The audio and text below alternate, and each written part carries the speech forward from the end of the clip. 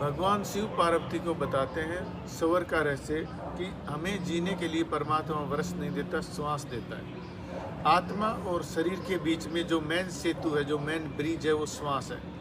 इंसान का जन्म श्वास से प्रारंभ होता है और श्वास रुक जाने से उसके जीवन का अंत हो जाता है। तो जितने भी जीवन के रहस्य हैं, जितनी भी थॉट्स इमोशंस हैं, वो आपके श्वास से जुड़ी होती हैं। ये आपका 1 घंटे लेफ्ट स्वर चलता है और 1 घंटे राइट चलता है।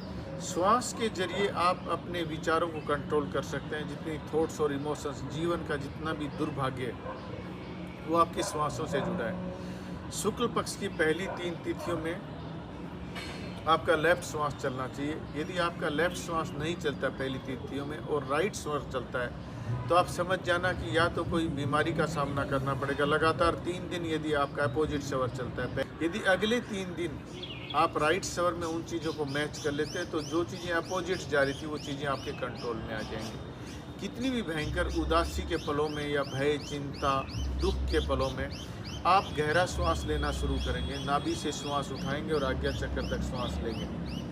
तो ऐसी परिस्थिति में आप यदि 15 मिनट गहरा श्वास लेते हैं और ये दिन में 3 टाइम करते हैं, तो कितना भी डिप्रेशन है, भय है, चिंता है, उदासी, अकेलापन है, वो चीज़ें आपकी कम पड़ती जाएंगी और आप में एक अपना ऑरा क्रिएट होगा, एक सेल्फ कॉन्फिडेंस बढ़ता चला जाएगा और आपकी जीवन में जितनी चीज़ें नेगेटिव चल रही थी वो सारी पॉजिटिव होनी शुरू हो जाएंगी।